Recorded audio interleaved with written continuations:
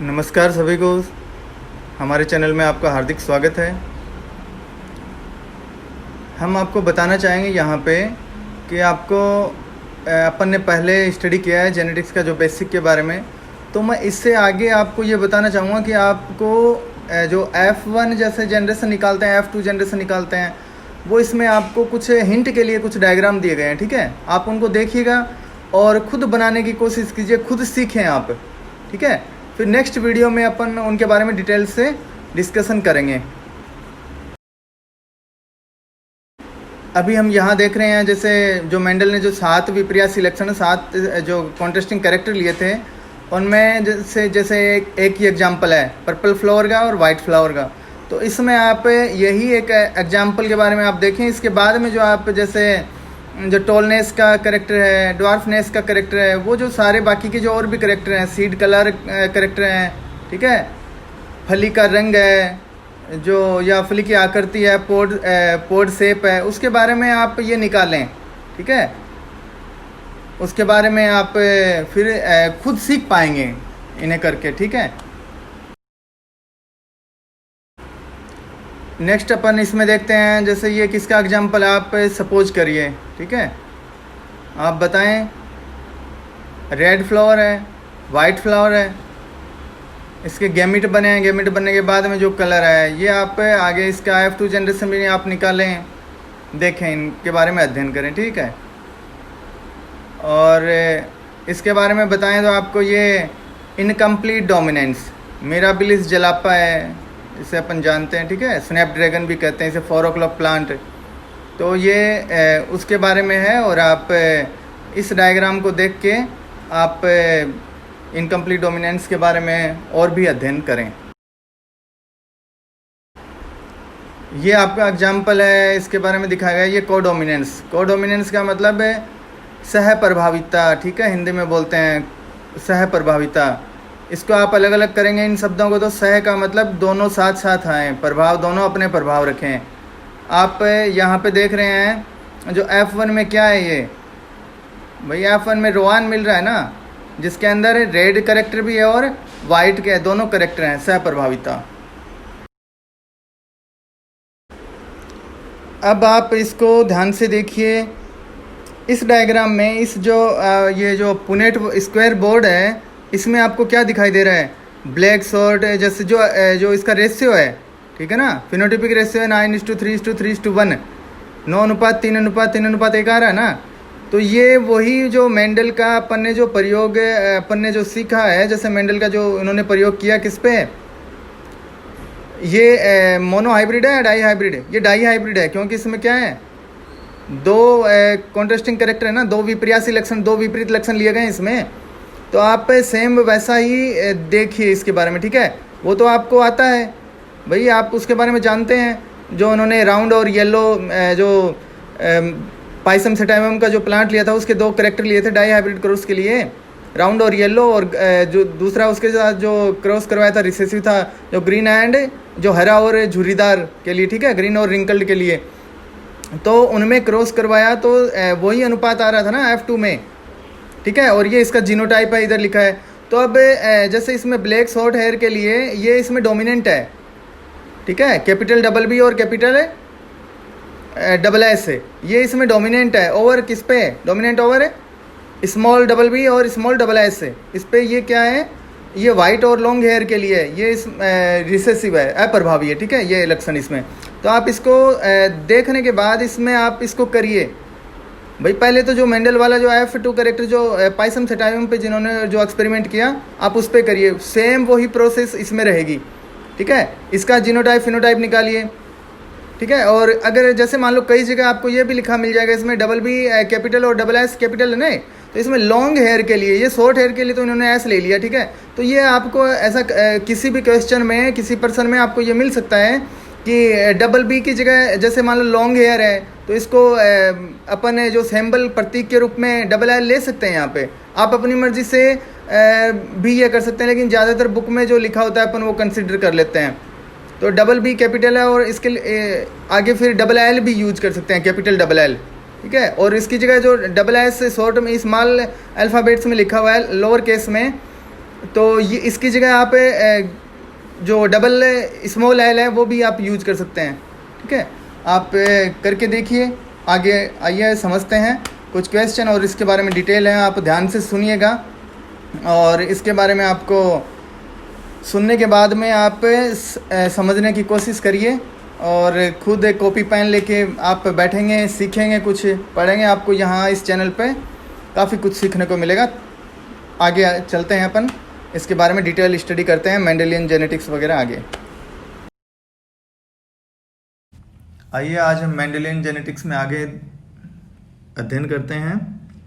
ये अलग अलग टॉपिक दिए हुए हैं, इनमें significance of Mendel's law, Mendel के बाद, आफ्टर मेंडल्स एरा, मेंडल के बाद का युग, मेंडल के बाद क्या क्या हुआ, और जो आज करंट स्टेटस ऑफ मेंडेलियंस लॉ है, आज जो आज क्या स्थिति है मेंडल के लॉ की, इनकम्प्लीट डोमिनेंस, ठीक है, पूर्ण प्रभाविता, इनकम्प्लीट डोमिनेंस से अपूर्ण प्रभाविता के बारे में अध्ययन करेंगे, को डोमिनेंस से सह प्रभाविता और मल्टीपल एलील्स के बारे में अपन जानेंगे। कल हमने अध्ययन किया था डाई हाइब्रिड क्रॉस के बारे में, मोनो हाइब्रिड क्रॉस और कुछ और बाकी और भी कुछ अध्ययन किया था अपन ने। ठीक है, तो डाई हाइब्रिड क्रॉस का कुछ थोड़ा सा आपने जो चेकर बोर्ड वगैरह हैं, मैं आशा करता हूँ आपने बनाए होंगे और आपने सीखा भी होगा। ठीक है, और जो पहले आपने जो पढ़ रखा है, पढ़ा था, वो वापस रिकॉल हुआ होगा, आपको याद हुआ होगा, कुछ याद आया होगा। ठीक है, एक एग्जाम्पल बताएं डाई हाइब्रिड क्रॉस का। दूसरा एक उदाहरण के तौर पे आप देखिए गिनी पिग के एग्जाम्पल। जैसे आपने मटर का जो एग्जाम्पल, पाइसम सेटाइवम जो मटर का पौधा है, उसका एग्जाम्पल देखा ना आपने, जो गोल व पीले बीज वाला। ठीक है, तो वैसा ही ये एक गिनी पिग का एग्जाम्पल है। गिनी पिग में काले व छोटे बाल, इसके लिए काले व छोटे बाल ये प्रभावी है, प्रभावी कारक है। ठीक है, दो विपर्यासी लक्षण लिए गए ना इसमें, काले व छोटे बाल। और दूसरा इसको किसके साथ संकरण या क्रॉस करवाएंगे, व्हाइट एंड लॉन्ग हेयर वाले गिनी पिग के साथ। ठीक है, तो इसमें जो अपन ने इसको, जो इसका सिंबल है, प्रतीक है, वो अपन लेंगे कैपिटल W और कैपिटल L। ठीक है, और जो रिसेसिव वाला होगा उसके लिए स्मॉल w और स्मॉल l। ठीक है, तो ये इस प्रकार से आपको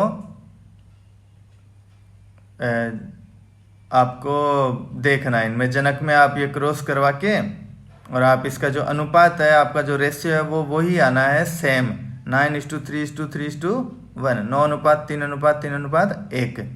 सेम वैसा ही प्रोसेस है, आपको सेम वैसे ही पेरेंट्स का जो जीनोटाइप है वो लिखना है, F1 जनरेशन निकालनी है इसकी। ठीक है, F1 जनरेशन में वो ही आना है सेम। भाई आपको जो आपने मेंडल ने जो एक आपको फेमस जो एक्सपेरिमेंट है मेंडल का, डाई हाइब्रिड क्रॉस का, ठीक है, वो तो आपको आता है, याद है।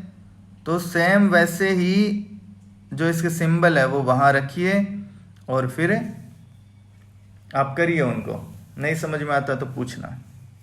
अब आगे चलते हैं अपन, significance of Mendel's law. Mendel के नियमों का महत्व क्या है।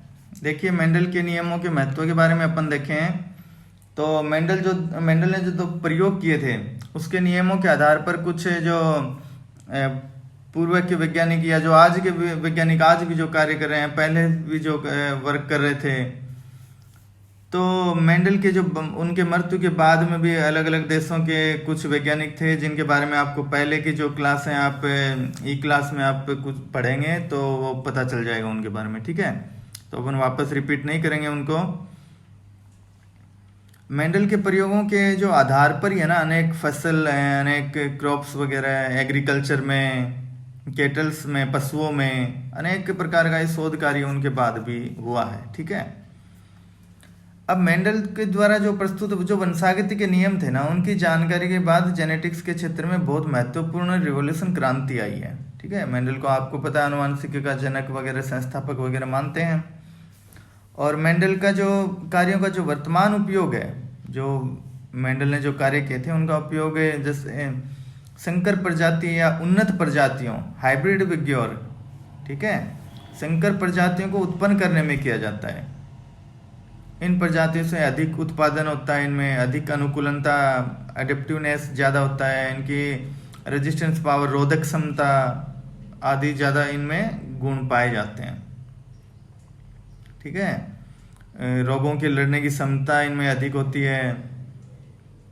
और प्लांट्स हैं तो वो ज़्यादा सुंदर, सुगंधित, ज़्यादा स्वादिष्ट। पशु होंगे तो उनमें अधिक दूध उत्पादन है, तीव्र गति से प्रजनन क्षमता में वृद्धि। ये इस प्रकार के काफ़ी सारे, ये प्रजनन विज्ञान में भी इनका काफ़ी योगदान रहा है। अब मेंडल के बाद जो आनुवंशिकी, जो जेनेटिक्स में अधिक जानकारी के कारण ही जो काफ़ी जो सीवियर डिजीज हैं, रोग हैं, असाध्य रोग हैं, उनकी भी पहचान करना और उनका उपचार करना भी संभव हुआ है। बायोटेक्नोलॉजी और जेनेटिक इंजीनियरिंग में भी काफ़ी लाभ मिला है। यूजेनिक्स, सुजनिकी में भी मानव और जो अन्य जीवों के जीवन स्तर की, उनकी गुणवत्ता में, उनका जो germ plasm conservation, germ plasm संरक्षण है, उसको भी बढ़ावा मिला है, ठीक है। इस प्रकार से काफ़ी इनके नियमों का जो महत्व है। अब अपन देखते हैं जो मेंडल के नियमों की जो करंट स्टेटस है, वर्तमान स्थिति क्या है। देखिए, मेंडल का जो अपन ने कल भी देखा था, जो लॉ ऑफ सेग्रीगेशन है ना, ठीक है, जो शुद्धता का नियम, वो विसंयोजन का नियम, ठीक है, सेपरेशन, विसंयोजन का नियम, ये यूनिवर्सल है। इसका भी तो कोई अपवाद, जो एक्सेप्शन है, हमें अपवाद कोई प्राप्त नहीं हुआ है। आनुवंशिकी का और ये मुख्य आधार भी है, ठीक है। अब इसके बाद में मेंडल ने जो काफ़ी प्रयोग किए थे, मेंडल ने बताया था कि अलग अलग कारक होते हैं जो जीन द्वारा, जो प्रत्येक लक्षण है वो अलग अलग जीन द्वारा निर्धारित होता है, या अलग अलग कारक। मेंडल ने उस टाइम कारक कहा था, जीन तो बाद में जीन की खोज हुई। तो अब जो आजकल अपन देखते हैं, तो जीन इंटरेक्शन के बारे में अपन आगे पढ़ेंगे। तो जीन इंटरेक्शन से भी मतलब एक लक्षण विशेष के लिए दो या अधिक जीन भी उत्तरदायी हो सकते हैं। ऐसा नहीं है कि एक ही जीन है तो एक ही लक्षण को वो करेगा, ठीक है। एक लक्षण के लिए अधिक जीन भी उत्तरदायी हो सकते हैं। अपन आगे इसी में देखते हैं आज। दूसरा, मेंडल ने कहा कि जो मेंडल के जो बाद में अपन ने जो प्रयोग किए ना, पहले वाले तो आपने पढ़ चुके हैं, ठीक है। मेंडल ने जो बाद में प्रयोग किया, उन्होंने कहा कि F1 जो प्रोजनी या जो पीढ़ी है, F1 संतति में उनके जो माता पिता या जो पेरेंट्स हैं, उनके जो फिनोटाइप हैं, उनके बीच का लक्षण भी उत्पन्न हो सकता है, दोनों के लक्षणों को रखने वाला, ठीक है। जैसे उदाहरण के लिए अपने स्नैपड्रैगन प्लांट्स है, मिराबिलिस, जिसे मिराबिलिस जलापा भी कहते हैं, इसे ही अपन 4 o'clock प्लांट भी कहते हैं, ठीक है। तो इसमें लाल पुष्प हैं, रेड फ्लावर, और जो श्वेत पुष्प या वाइट फ्लावर, वो जो उन दोनों के मध्य में जो अपन हाइब्रिडाइजेशन संकरण करवाएंगे तो F1 में गुलाबी पौधे प्राप्त होंगे, ठीक है। ये एग्जाम्पल है, ये उदाहरण, और जो इनका अनुपात, जो रेशियो है, वो 1:2:1 प्राप्त होएगा अपने को, ठीक है। ये इनकम्प्लीट डोमिनेंस, अपूर्ण प्रभाविता के ये उदाहरण है। इसी का एग्जाम्पल दूसरा देखें तो एंडालुसियन जो मुर्गे हैं, उनमें भी यही जो उसी का ही उदाहरण है ये, ठीक है। जैसे इस एंडुलेसियन मुर्गे में अगर काला जो और सफ़ेद के बीच अगर क्रॉस करवाएंगे, काले मुर्गे और सफ़ेद जो, तो उसमें बीच का कलर, यानी जो मध्यवर्ती कलर, ठीक है, मध्यवर्ती कलर, जो मध्यवर्ती जो स्थिति है वो उत्पन्न होगी, और नीले रंग का जो मुर्गे उत्पन्न होते हैं इसमें। ऐसे ही जो मेंडल ने बताया कि जो युग्मों में होते हैं, मतलब जैसे 7 युग्म है ना, प्रत्येक जोड़े में से लक्षण, प्रत्येक लक्षण के लिए जो पेयर के अंदर थे, वो जैसे लंबाईपन का गुण है, या फूल की स्थिति है, फ्लावर की स्थिति है, ठीक है, उस प्रकार से। तो अब मेंडल ने साहब ने तो ये बताया कि प्रत्येक जो लक्षण के लिए ना केवल 2 एलील ही होते हैं, 2 युग्म विकल्प ही होते हैं, मेंडल साहब ने बता दिया, ठीक है। एक जीन है, उस जीन के 2 एलील हैं, ठीक है, जीन है, एलील है, और उन्होंने ये बताया। लेकिन अब बाद में जो अध्ययन किया है तो पता चला कि उस टाइम तो यही कि एक लक्षण के 2 विकल्पी रूप होते हैं, एक लक्षण के लिए 2 ही एलील होते हैं, ठीक है। तो अब जो अपन को जो अध्ययन से पता चला है, खोजों के बाद में जो डिस्कवरीज खोज हुई हैं, उनसे पता चला कि एक जो किसी लक्षण के लिए अनेक फिनोटाइप्स भी हो सकते हैं, ठीक है। जैसे इसके एग्जाम्पल अपन मल्टीपल एलील में देखेंगे, युग्म विकल्पी में मनुष्य में रक्त समूह है, ठीक है, ब्लड ग्रुप है, अलग अलग एबीओ ब्लड ग्रुप है, या खरगोशों में जो खरगोश है, रेबिट, उनमें जो उनकी स्किन का कलर है, इनके एग्जाम्पल अपन देखेंगे। तो अब जो पहले जो द्वियुग्म विकल्पी की जो धारणा थी ना, अब वो मल्टीपल एलील में वो रूपांतरित हो चुकी है। और मेंडल का जो स्वतंत्र अपव्ययन का नियम है, पहले तो ये देखिए आप, स्वतंत्र, कल बताया आपको स्वतंत्र अपव्ययन का नियम ये लागू कहाँ पे होता है? क्या तो जीन भाई स्वतंत्र रूप से वो जाएंगे ना, अपव्यय होएंगे, ठीक है, स्वतंत्र रूप से वो गति करेंगे। तो इसका मतलब क्या है, मतलब एक जो जनरेशन से दूसरी जनरेशन में जो जाएंगे तो स्वतंत्र रूप से जाते हैं। स्वतंत्र अपव्ययन का नियम का यही नॉर्मल भाषा में समझे ये मतलब। लेकिन अगर ये कब वर्क करेगा? जब जीन अनलिंक्ड है, नॉन होमोलोगस, ठीक है, जीन अनलिंक्ड है, आपस में लिंक्ड नहीं है। अगर भाई एक ही लोकस पे, एक ही स्थान पे, एक ही सीट पर किसी को एक ही सीट मिल रही है 2 व्यक्तियों को बैठने के लिए, तो वो मान लो उनको जाना पड़े, इधर उधर घूमने जाते हैं, वो एक साथ ही जाते हैं, तो एक साथ ही जाना पड़ेगा ना। ऐसे जीन अगर एक जगह है तो वो तो 2 जीन अगर एक जगह ही है, आसपास ही है, तो वो तो एक साथ ही जाएंगे ना कहीं भी, ठीक है। तो इसी प्रकार से एक अगर गुणसूत्र पर एक से अधिक जीन उपस्थित होते हैं, एक ही लोकस पर है ना भाई, तो एक लोकस पर है तो क्या हुआ, वो एक साथ जाएंगे। तो यानी उनमें क्या है, लिंकेज है, सहलगनता है उनमें, ठीक है, उनमें लिंकेज है, यानी वो स्वतंत्र रूप से अपव्युत नहीं होंगे वो, ठीक है। तो उनमें वो लागू नहीं होगा, लॉ ऑफ इंडिपेंडेंट असॉर्टमेंट, ये लागू नहीं होना। ये लागू कब होएगा?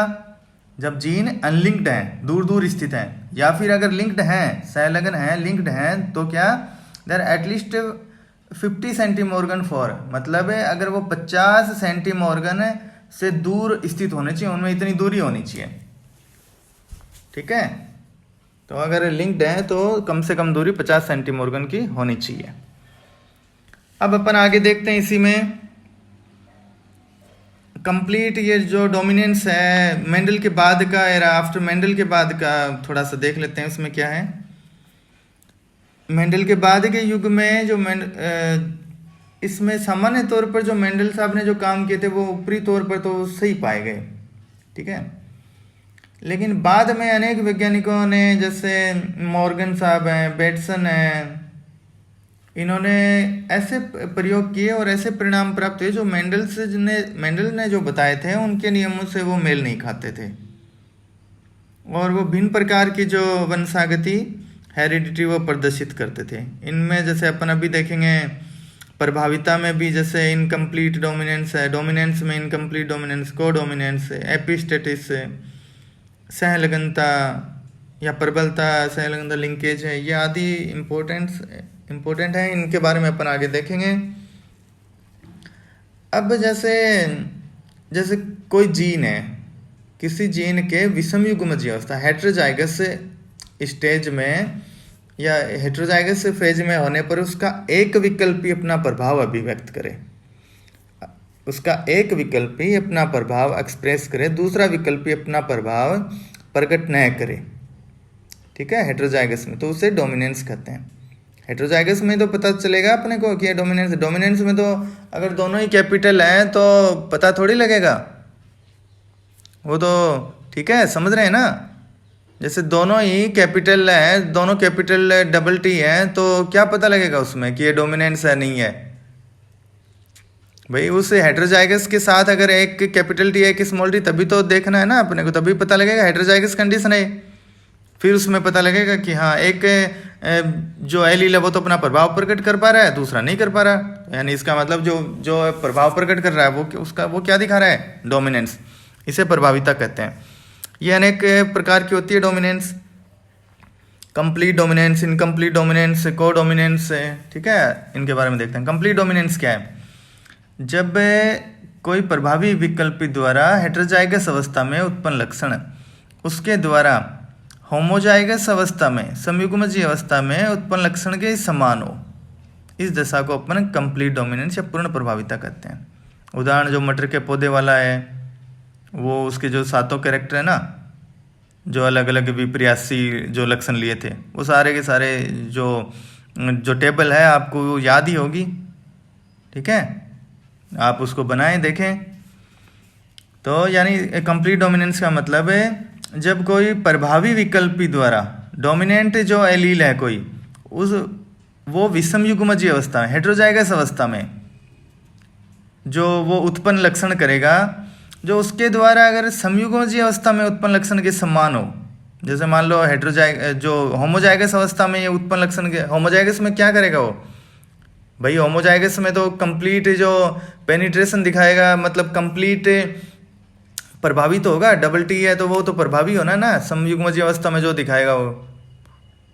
तो वही अगर वो विषम युग्मजीय अवस्था में, हेटेरोजाइगस कंडीशन में, वो प्रभावी जो डोमिनेंट एलील है उसके द्वारा अगर जो लक्षण वही उत्पन्न होते हैं, वही लक्षण, तो उस दशा को अपने पूर्ण प्रभाविता कंप्लीट डोमिनेंस कहते हैं। अब ये इनकम्प्लीट डोमिनेंस क्या है? कार्ल कोरेंस नाम के ये जो वैज्ञानिक महोदय ने मिराबिलिस जलापा, जिसे ही स्नैपड्रैगन या 4 o'clock प्लांट भी बोलते हैं, इसमें इनकम्प्लीट डोमिनेंस का अध्ययन किया इन्होंने। अब इसमें देखिए, जब कोई जीन है, जब कोई जीन के हेटेरोजाइगस कंडीशन में, जब कोई जीन के विषम युग्मजीय में उत्पन्न लक्षण उस जीन के दोनों विकल्पियों के लिए, उस जीन के जो दोनों विकल्पियों के लिए, दोनों एलील के लिए होमोजाइगस में उत्पन्न लक्षणों का मध्यवर्ती होता है। होमोजाइगस में उत्पन्न, होमोजाइगस में जैसे मान लो कोई रेड प्लांट, रेड फ्लावर है, रेड लाल रंग के फूल हैं, वो रेड फ्लावर वो उस जीन के कारण ही तो हो रहे हैं ना। अगर ये होमोजाइगस कंडीशन में वो एकदम लाल कलर ही उत्पन्न करें, क्या होमोजाइगस में अगर लाल कलर उत्पन्न करें, तो फिर अगर ये हेटेरोजाइगस में और वो होमोजाइगस में, एक तो मान लो लाल फूल उत्पन्न करे, दूसरा होमोजाइगस रिसेसिव में सफ़ेद फूल उत्पन्न करे, तो इन दोनों के जो बीच में हेटेरोजाइगस कंडीशन आनी है।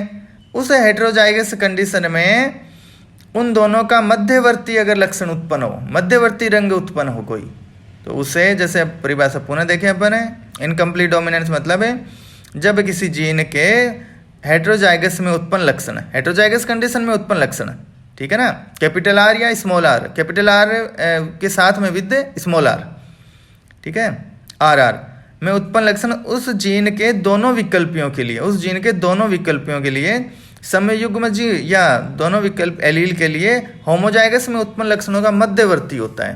तो इस दशा को अपन इनकम्प्लीट डोमिनेंस कहते हैं। मतलब होमोजाइगस में, होमोजाइगस मान लो कैपिटल आर डबल आर से ले लिया, और रिसेसिव होमोजाइगस वो क्या ले लिया, स्मॉल डबल आर से, ठीक है, स्मॉल डबल आर से। तो इन दोनों का मध्यवर्ती जो उत्पन्न हो ना, हेटेरोजाइगस कंडीशन F1 में ही तो पता चलेगा, वो संकरण क्रॉस करवाएंगे तो F1 में वही प्राप्त होना है, हेटेरोजाइगस, एक कैपिटल आर एक स्मॉल आर, आर। तो वो इन दोनों का मध्यवर्ती अगर उत्पन्न हो तो उससे अपन, जैसे गुलाबी रंग आएगा इसका, तो इन्होंने अध्ययन किया, तो मिराबिलिस जलापा में लाल रंग के जो पौधे हैं, लाल रंग के पुष्प उत्पन्न करने वाले जो पौधों का संकरण श्वेत यानी सफ़ेद रंग के जो प्लांट है, वो सफ़ेद रंग का जो पौधा है उस पर, सफ़ेद रंग के फूल धारण करने वाला है, जो फ्लावर बियरिंग जो प्लांट है उसका जो क्रॉस करवाए, तो F1 में गुलाबी पिंक कलर का पुष्प जो फ्लावर हैं वो उत्पन्न होंगे, ठीक है। अब इनकम्प्लीट डोमिनेंस के अदर एग्जाम्पल देखें तो एंडुलेसियन जो मुर्गा है उनमें पंखों का रंग है, ठीक है, और स्नैपड्रैगन जो अभी इस पौधे में पत्तियों के आकार में भी ऐसा होता है, ठीक है, पत्तियों का आकार है, साइज। और अभी जो एग्जांपल ये वाला फ्लोर वाला तो देखा ही आपने, ठीक है। ये इसके एग्जाम्पल हैं। कोडोमिनेंस,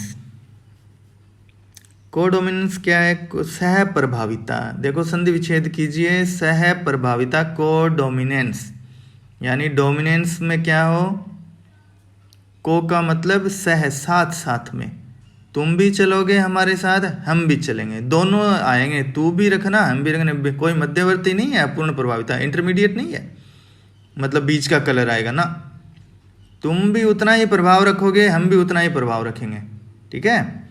तो कोडोमिनेंस, जब किसी जीन के हेटेरोजाइगस में उसके दोनों विकल्पी, दोनों एलील अपना प्रभाव उत्पन्न करते हो, हेटेरोजाइगस कंडीशन में दोनों विकल्पी, दोनों एलील अपना प्रभाव उत्पन्न करते हो, दोनों साथ साथ पूरा प्रभाव उत्पन्न करेंगे अपना अपना, तो इस दशा को कोडोमिनेंस कहते हैं। उदाहरण, एग्जाम्पल, प्राणी जो एनिमल्स और प्लांट्स में दोनों में इसके एग्जाम्पल देखे गए हैं। इसके अंतर्गत जो F1 है, जो प्रोजेनी है, संतति है, इसमें जो हाइब्रिड है, इसमें दोनों विकल्पी, दोनों एलील अपना अपना प्रभाव उत्पन्न करते हैं। जैसे एग्जाम्पल, मनुष्य में AB रक्त समूह है, A और AB, ठीक है, अलग अलग नहीं, AB जैसे ये है ना, A blood group, B blood group, AB blood group, तो AB ब्लड ग्रुप इसका एग्जाम्पल है कोडोमिनेंस का। मतलब क्या है, देखो जीन है, आई जीन है, आइसोएग्लूटिनोजन, ठीक है ना, आई जीन ही तो है जो ब्लड ग्रुप को निर्धारित करता है ह्यूमन में। तो उस आई जीन से अगर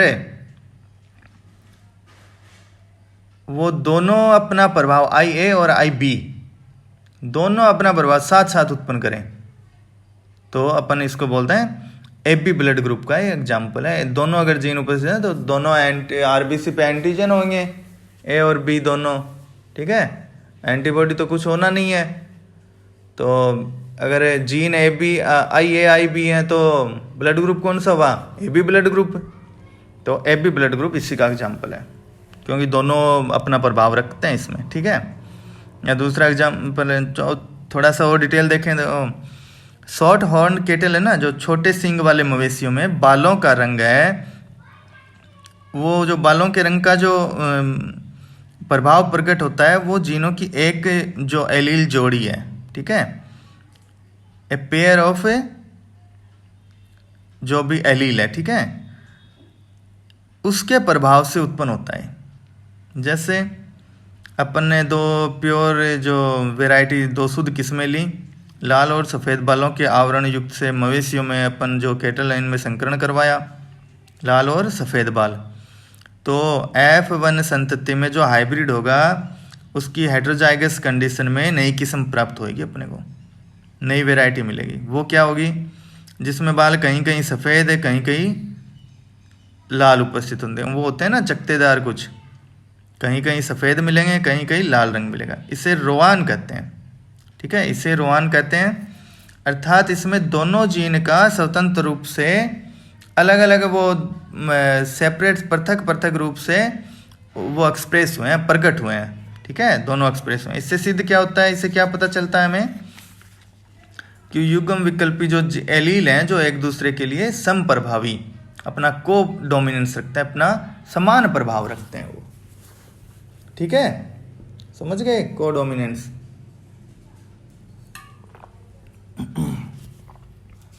अब इसी में अपन देखें इसका रेशियो क्या होगा, वही रेशियो है सेम जैसे 1:2:1,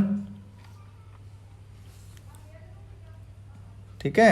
फिनोटाइप और जीनोटाइप का आप ये इसमें क्रॉस करवा के देखें, आप चेकर बोर्ड बनाएं,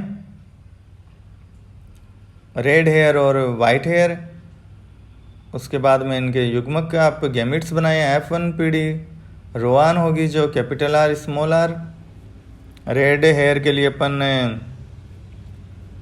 डबल कैपिटल R ले लेंगे, अपर केस जो अल्फ़ाबेट बोलते हैं, ठीक है, बड़ी ABCD वाले, और सफ़ेद बाल के लिए अपन स्मॉल r ले लेंगे दो, उनमें F1 पीढ़ी में आप जो फिर से वो जो क्रॉस करवाएंगे रोआन होगा, सिबमेटिंग क्रॉस, और इनके गैमिट्स बना के फिर लाल रंग का जो प्राप्त होना है, फिर 2 रेयॉन होंगे और 1 सफ़ेद। वो अनुपात क्या आएगा? 1:2:1, वही जीनोटाइप का आना, ठीक है। और जो इनकम्प्लीट डोमिनेंस का है, जो अभी स्नैपड्रैगन प्लांट 4 o'clock प्लांट में आपको बताया, उसका भी आप चेकर बोर्ड बना के देखें। अब अपन देखते हैं मल्टीपल एलील क्या होता है।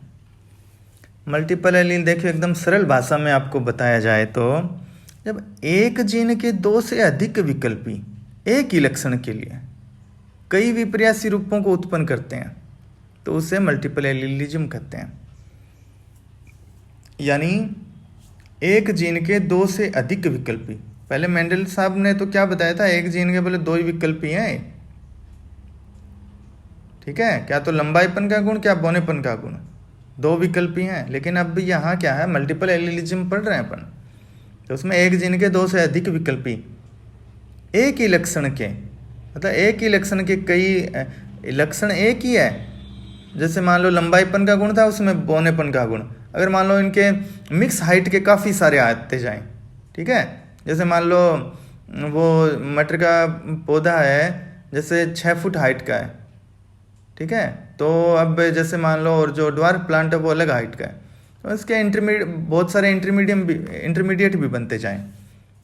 यानी मल्टीपल एलील का जो डेफिनेशन परिभाषा देखें मैंने, एक ही जीन के 2 से अधिक विकल्पी एक ही लक्षण के कई अलग अलग रूपों या अलग अलग लक्षणों को उत्पन्न करते हों, एक ही लक्षण के कई विपर्यासी रूपों को, कॉन्ट्रास्टिंग कैरेक्टर को उत्पन्न करते हो, तो उसे मल्टीपल एलीलिज्म, बहुविकल्पिता कहते हैं। साधारणतः क्या था, एक विकल्पी जो प्रभावी होता था, दूसरा अप्रभावी होता था, ठीक है। अतः इनके द्वारा जो उत्पन्न लक्षणों के 2 विपर्यासी रूप ही होते थे, इनके द्वारा जो उत्पन्न लक्षण होते थे उनके 2 ही रूप होते थे, परंतु कई लक्षणों के 2 से अधिक विपर्यासी रूप भी होते हैं, परंतु कई लक्षणों के 2 से अधिक कॉन्ट्रास्टिंग फॉर्म या कॉन्ट्रास्टिंग कैरेक्टर भी होते हैं अलग अलग, और ये एक ही जीन के विकल्पियों द्वारा उत्पन्न किए जाते हैं।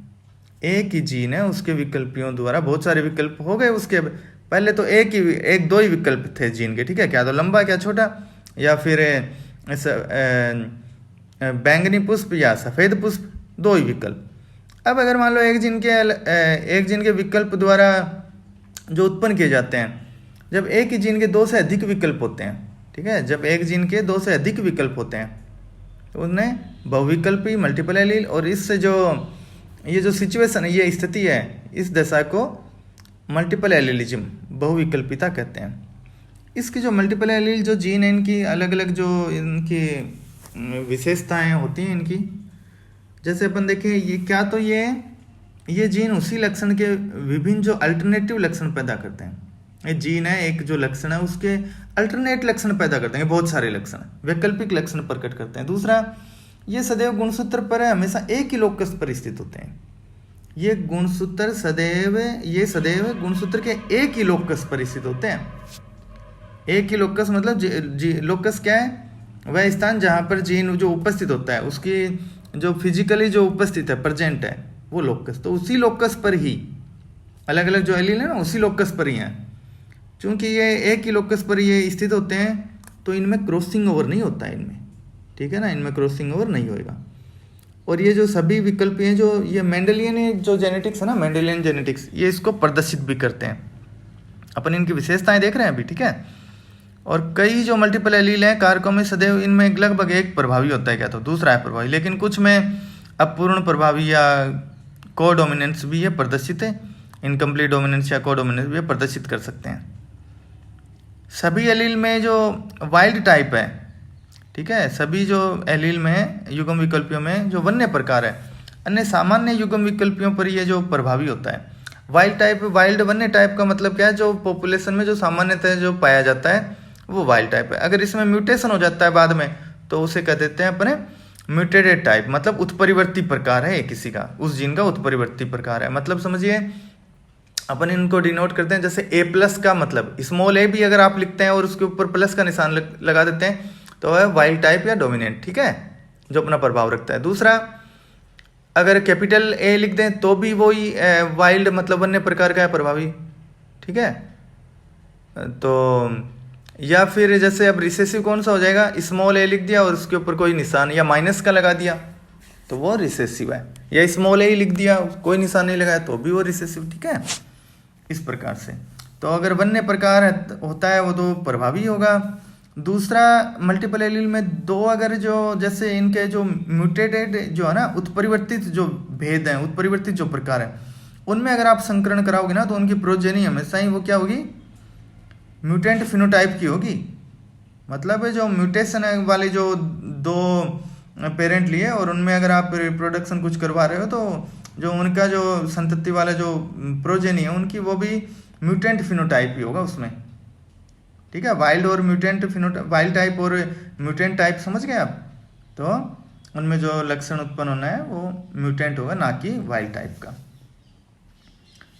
प्रकृति में अपने नेचर में काफी सारे अनेक उदाहरण हैं। इसमें मनुष्य में रक्त समूह है, ब्लड ग्रुप, ठीक है। मनुष्य में जैसे एक बात बताइए आप, एक मनुष्य में तो एक प्रकार का ब्लड ग्रुप है, किसी में ए है, किसी में बी, किसी में ए बी, किसी में ओ, ठीक है, समझ गए। वो ए बी जो ब्लड ग्रुप था वो तो एग्जाम्पल था कोडोमिनेंस का, और ये जो मल्टीपल एलील का जो एग्जाम्पल है ये है ब्लड ग्रुप इन ह्यूमन, मतलब है मानव में रक्त समूह का जो एग्जाम्पल है ए बी, इसमें सारे आ जाएंगे ए बी ओ, मतलब यानी एक ये पॉपुलेशन में होते हैं, ठीक है ना। मानवों में रक्त समूह है, जो ह्यूमन्स हैं, काफ़ी सारे ह्यूमन बींग्स हैं, तो उस एक पॉपुलेशन में जो रक्त समूह है वो उसके एग्जाम्पल है। खरगोशों में त्वचा का रंग, खूब सारे खरगोश, उनमें अलग अलग त्वचा का रंग है, ठीक है। अगर दो ही होते जैसे मटर के पौधे के लिए, एक में तो अगर सफ़ेद एक में ब्लैक काला, ठीक है, तो दो ही हो गए ना। लेकिन आप खूब सारे उनकी जो पॉपुलेशन है उनमें खूब सारे देखते हैं कलर, तो खरगोशों की त्वचा का रंग है जो स्किन कलर है वो भी। ड्रोसोफिला में पंखों क्या करती है, उनके नेत्र का रंग है, ठीक है। ये इनके मल्टीपल एलील के एग्जाम्पल हैं। सबसे बढ़िया उदाहरण एबीओ ब्लड ग्रुप है ही। ब्रेनस्टीन नामक साइंटिस्ट था, उन्होंने एबीओ ब्लड ग्रुप की जो मल्टीपल एलीलिज्म है इसका बर्नस्टीन साहब ने इसका डिस्क्रिप्शन वर्णन दिया था। और रक्त समूह की वंशागति इन्होंने बताया, दो की बजाय जो तीन लक्षणों के जो एलील है ना, विकल्पी हैं, तीन तुलनात्मक जो लक्षण उन पर निर्भर करती है, ठीक है। और I0 जो वगैरह IA, IB, I0 जो भी IO ब्लड ग्रुप है, ABO ब्लड ग्रुप, इनके ये ब्लड ग्रुप के समय आपको समझाएंगे, ठीक है। तो मेंडल के नियम है जो वंशागति में भी काफ़ी काम करते हैं। रक्त समूह की वंशागति में मेंडल के सामान्य नियमों के अनुरूप ही ये पाई जाती है। इन रक्त समूहों के द्वारा अपन जो भी विवाद होते हैं वो सुलझाते हैं, ब्लड ट्रांसफ्यूजन में भी एक काम आती है वगैरह, जो भी है काफ़ी सारी। थैंक्स।